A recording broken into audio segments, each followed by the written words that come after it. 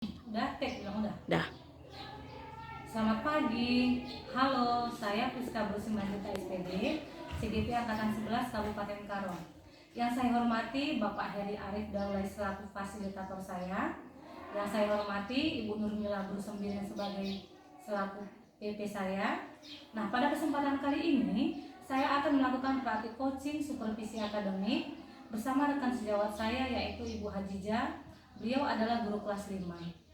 Berikut percakapan kami sesama rekan sejawat. Selamat pagi, Bu. Selamat pagi juga, Bu. Bagaimana kabarnya hari ini, Bu? Baik, Bu. Syukurlah. Nah, hari ini kita akan mengadakan percakapan pra-observasi ya, Bu. Iya. Nantinya saya akan mengamati jalannya proses pembelajaran yang Ibu Hajijah lakukan di dalam kelas. Atau sebelum saya melakukan proses supervisi kelas Ibu, adapun tujuan yang dilakukannya supervisi ini adalah untuk mengetahui dan mengevaluasi jalannya proses pembelajaran yang Ibu lakukan. Dan kenapa kita hari ini melakukan percakapan pra-observasi? Sebagai persiapan awal sebelum nanti Ibu melakukan kegiatan pembelajaran agar lebih siap dan lebih percaya diri, sehingga memberikan pembelajaran yang terbaik bagi murid. Begitu ya, Bu? Baik, Bu. Ada beberapa pertanyaan ya, Bu, yang akan saya sampaikan kepada Ibu. Yang pertama, berkaitan dengan tujuan. Kira-kira apa tujuan pembelajaran yang ingin Ibu capai? Berdasarkan rencana pembelajaran yang saya tuliskan di sini, tujuan pembelajaran yang ingin saya capai adalah mengamati video pembelajaran peserta didik dapat menyimpulkan fungsi organ-organ perencanaan pada manusia dengan tepat. Baik. Nah, berarti tujuan pembelajaran yang ingin Ibu capai adalah setelah mengamati video pembelajaran, serta didik nanti dapat menyimpulkan fungsi organ-organ pencernaan pada manusia dengan tepat. Nah, bagaimana dengan kompetensi atau area pengembangan yang ingin Ibu capai atau ingin Ibu fokuskan?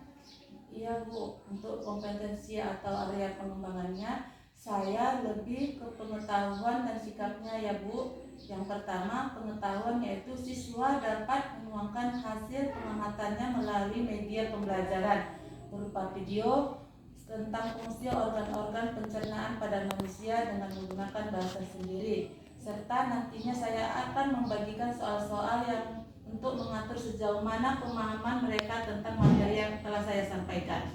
Yang kedua, yaitu sikap. Di sini saya akan melihat sikap mereka selama proses pembelajaran berlangsung.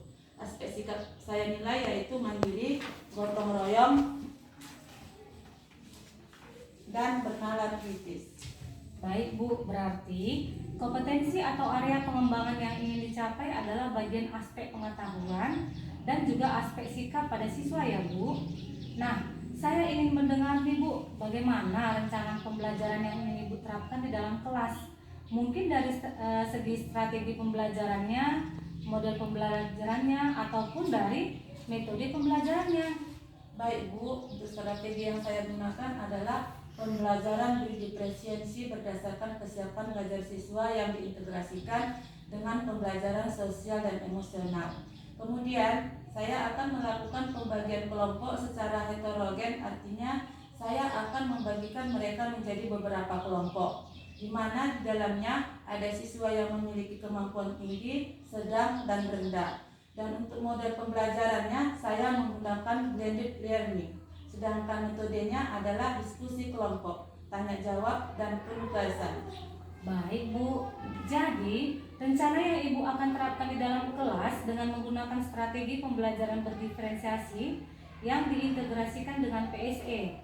Lalu, menggunakan model pembelajaran blended learning serta metode yang digunakan yaitu diskusi, tanya jawab, dan juga penugasan. Nah, bagaimana dengan media pembelajaran yang akan Ibu pergunakan di dalam kelas? Untuk media pembelajarannya, mungkin saya akan menggunakan video pembelajaran dari YouTube, lalu dari PowerPoint juga ya, Bu. Baik, Bu. Nah, kira-kira kapan nih Ibu akan melakukan kegiatan pembelajaran tersebut? Misalnya di hari apa dan jam keberapa, Bu? Rencananya minggu depan saya akan melaksanakan kegiatan ini di hari Rabu, jam kedua dan ketiga. Baik, Bu. Jadi akan Ibu laksanakan minggu depan pada hari Rabu jam kedua dan ketiga ya Bu. Saya akan datang ke kelas Ibu. Saya akan melakukan supervisi kelas.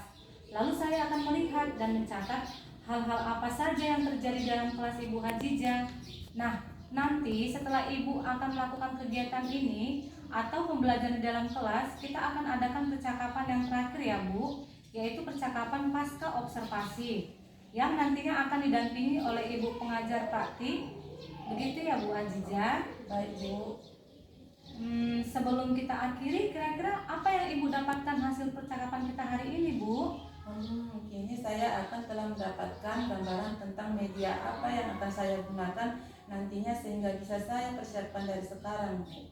Baik, terima kasih atas waktunya sudah bersedia berbincang-bincang dengan saya di percakapan pra-observasi, dan sampai bertemu di kegiatan observasi kelas dari pada hari Rabu depannya ya Bu. Siap Bu. Nah, demikianlah percakapan pra-observasi yang saya lakukan dengan rekan sejawat saya di sekolah. Ibu Hajijah, sampai bertemu di kegiatan observasi kelas dan juga percakapan pasca observasi. Sampai jumpa lagi dan terima kasih. Stop ya.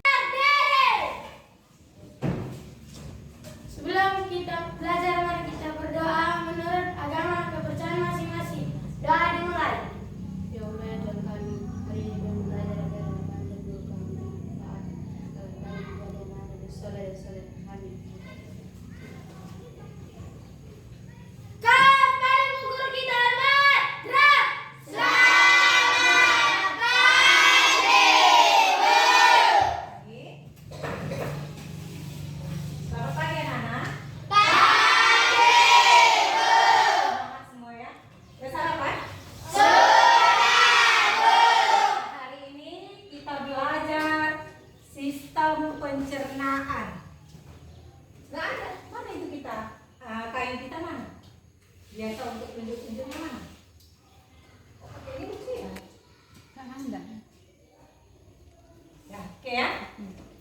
Sistem pencernaan. 1. Mulut. 2. Kerongkongan. 3. Lambung. 4. Usus halus. 5. Usus besar. 6. Halus. Nah, sudah kita baca tadi semua. Itu harus diingat. Pertama sekali tadi apa? Mulut. Dari mulut. Lalu kemana? Kerongkongan. Mana kerongkongannya? Mulutnya mana mulut? Nah, pertama dari mulut. Lalu ke kerongkongan. Nah, yang ketiga lambung. Mana lambung? Lambung. Tahu ya, Denis mana lambung? Mungkin Denis lambungnya agak besar ya. Kenapa? Karena badannya besar. Jadi lambungnya juga mungkin besar ya. Beda dengan sampingnya. Siapa? Mungkin lambungnya si Joseph kecil. Karena apa? Orangnya kecil. Oke, lanjut yang keempat. Yang keempat usus halus. Halus sama di dalam. Ya. Lanjut yang kelima, usus besar. Yang keenam, anus. Mana anus? Anus sudah masuk, baru keluar. Itu dia kan. Nah, kita ulang lagi deh. Rain. Apa tadi Rain? Sistem pencernaan. Yang pertama apa Rain? Mulut. Mana mulutnya? Nah, ada kan? Lalu yang kedua Denis. Yang kedua apa? Kerongkongan. Udah, jangan punya aja mulut lo Denis ya. Ketiga. Ini yang tengah Dea. Apa yang ketiga Dea? Lambung. Yang keempat siapa tahu? Angkat tangannya. Ya, apa yang keempat? Usus halus. Usus halus. Nah, yang kelima siapa lagi yang tahu? Rani. Usus besar. Yang keenam ya, Anus. Nah, ini semua harus kita hafal, harus tahu. Dari mana dulu, mana. Lalu keluar. Nah, siapa yang sudah hafal enam-enamnya? Ibu kasih waktu 2 menit untuk menghafal ini ya. Sistem pencernaan pada tubuh. Siapa yang bisa? Kasih waktu 2 menit untuk menghafal ini.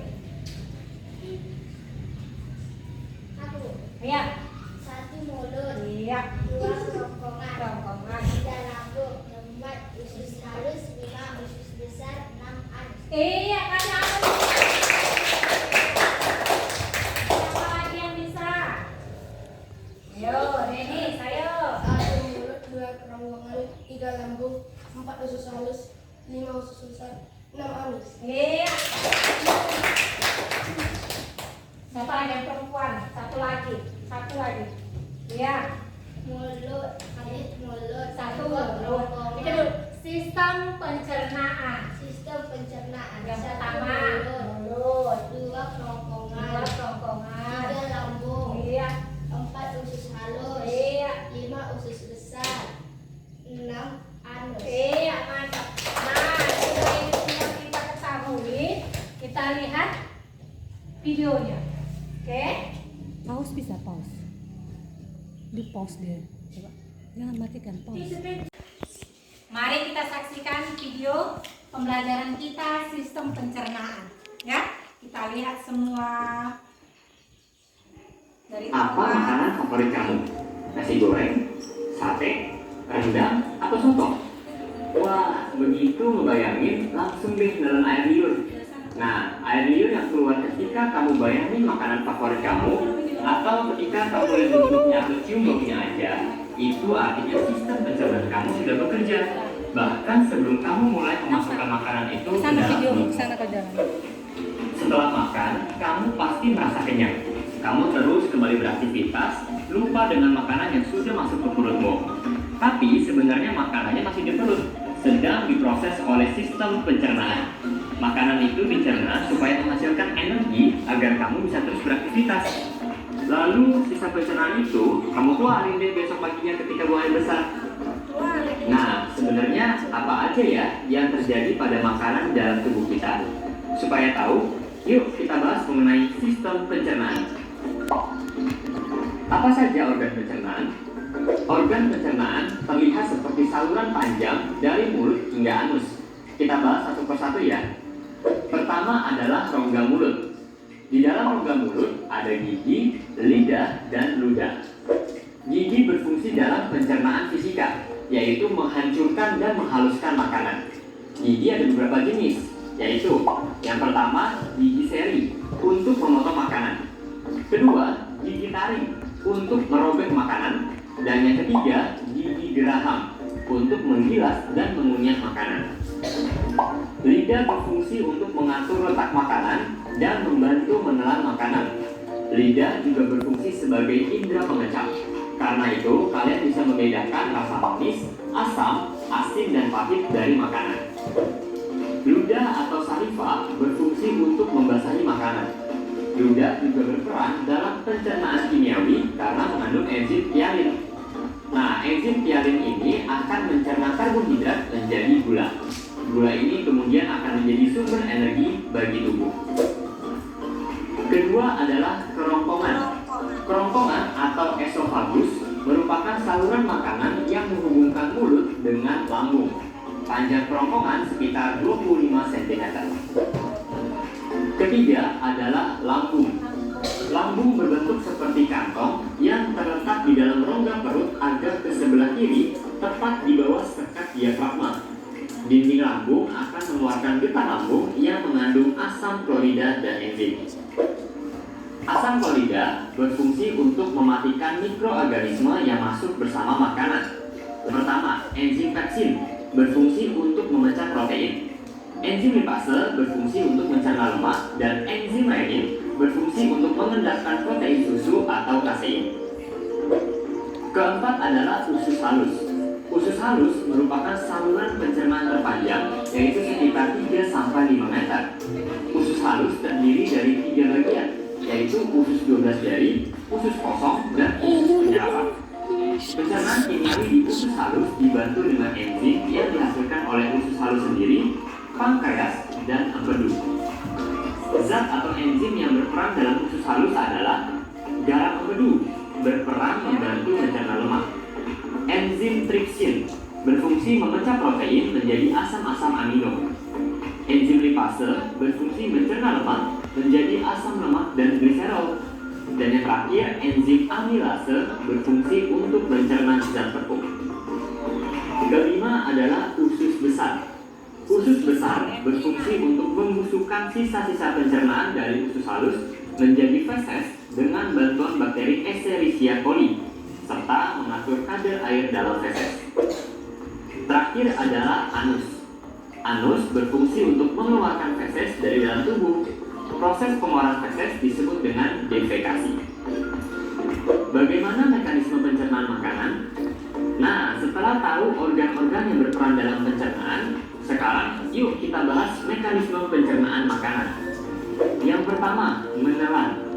Makanan dihaluskan di dalam mulut dan ditelan ke dalam kerongkongan. Makanan hasil pencernaan di dalam mulut disebut dengan bolus. Yang kedua, masuk ke lambung. Bolus tadi didorong masuk ke dalam lambung akibat gerakan peristaltik atau gerakan meremas-remas dari otot dinding kerongkongan. Yang ketiga, di dalam lambung. Bolus diaduk-aduk dan dicerna secara kimiawi dengan bantuan enzim. Bolus akan menjadi timus yang berbentuk setengah cair atau seperti bubur. Yang keempat, masuk nih ke usus halus. Timus kemudian masuk ke usus halus. Di dalam usus halus, timus dicerna lagi dengan enzim menjadi zat-zat yang paling sederhana atau sari-sari makanan. Kelima, penyerapan. Di dalam usus halus juga, tepatnya di usus penyerapan, sari-sari makanan akan. Nah, demikian tadi video pembelajaran kita. Sekarang Ibu mau kasih PR sama kalian. Benar-benar kalian perhatikan enggak tadi ya? Oke, PR-nya tuliskan sistem pencernaan anggota tubuh Pada manusia. PR ya, secara berurut. Tidak boleh tiba-tiba nomor 1, nomor 5, nomor 6 kalian. Harus berurut 1, 2, 3. Oke? Sudah? Nah. Sudah, Rina? Bisa? Sudah siap? Udah puas. Selamat pagi, berjumpa kembali pada percakapan pasca observasi bersama saya Rizka Bursimanjunta SPD, calon guru penggerak angkatan 11 dari SD Negeri 043942 Bambal Petarung. Saya masih ditemani oleh Ibu rekan sejawat saya sebagai guru yang telah diobservasi pada kegiatan supervisi akademik, dan saya pun berharap sebagai guru penggerak ini nanti bisa mengadakan perubahan terhadap teman rekan sejawat saya. Bagaimana kabarnya Ibu? Baik Bu. Baik. Pada pasca observasi ini, saya akan memberikan pertanyaan-pertanyaan kepada Ibu terkait dengan jalannya proses observasi yang sudah Ibu lakukan dengan tujuan untuk mengevaluasi sejauh mana proses pembelajaran yang sudah Ibu lakukan tadi. Nah, untuk pertanyaan yang pertama, bagaimana Ibu perasaan Ibu terkait dengan jalannya observasi kelas yang sudah berlangsung tadi, Bu? Ya Bu, karena belum terbiasa, mungkin saya awalnya merasa tegang, tapi syukurlah bisa saya lakukan dengan baik, Bu. Syukurlah ya Bu, sudah berjalan dengan baik. Bisa diceritakan kembali Bu, area pengembangan apa yang Ibu lakukan di dalam kelas, kemudian langkah-langkah atau tahapan-tahapan pembelajaran apa yang sudah Ibu lakukan di dalam kelas? Kalau untuk tahapan, tentunya saya membuat perangkat pembelajaran. Kemudian untuk area pengembangan, mungkin dari area pengetahuan dan juga sikap. Untuk pengetahuan yaitu siswa dapat menuangkan hasil pengamatannya melalui media pembelajaran berupa video tentang fungsi organ-organ pencernaan pada manusia dan menggunakan bahasa sendiri, serta nantinya saya akan membagikan soal-soal untuk mengukur sejauh mana pemahaman mereka tentang materi yang telah saya sampaikan. Yang kedua yaitu sikap. Di sini saya akan melihat sikap mereka selama proses pembelajaran berlangsung. Aspek sikap yang saya nilai yaitu mandiri, gotong royong, dan bernada kritis. Baik Bu, jadi area pengembangannya berkaitan dengan pengetahuan dan sikap. Nah, menurut Ibu, sejauh mana area pengembangan yang sudah Ibu sampaikan tadi? Apakah sudah berhasil dilakukan dalam kelas atau tidak, Bu? Menurut saya sudah berjalan dengan baik, namun masih ada kekurangan. Baiklah Bu. Jadi sudah dilakukan dengan baik, sudah berjalan dengan sesuai ya Bu, tapi masih ada kekurangan. Nah, menurut Ibu apa sih kekurangan atau mungkin kendala-kendala yang Ibu hadapi pada saat melakukan proses pembelajaran di dalam kelas tadi, Bu? Kekurangan atau hambatan yang sering terjadi mungkin juga dialami oleh guru-guru yang lain juga ya. Masih ada beberapa murid yang tidak ingin terlibat dalam kegiatan belajar, terutama dalam berdiskusi. Artinya siswa tersebut kurang aktif. Baiklah, Bu. Jadi ada beberapa murid yang tidak terlibat atau kurang aktif. Mungkin hanya mengandalkan teman, seperti itu ya, Bu? Iya, betul. Nah, kira-kira mengapa hal itu bisa terjadi ya, Bu? Mungkin dalam pembagian kelompok ada beberapa murid yang tidak sesuai dengan minatnya. Mungkin nanti saya akan melakukan pendekatan yang disesuaikan oleh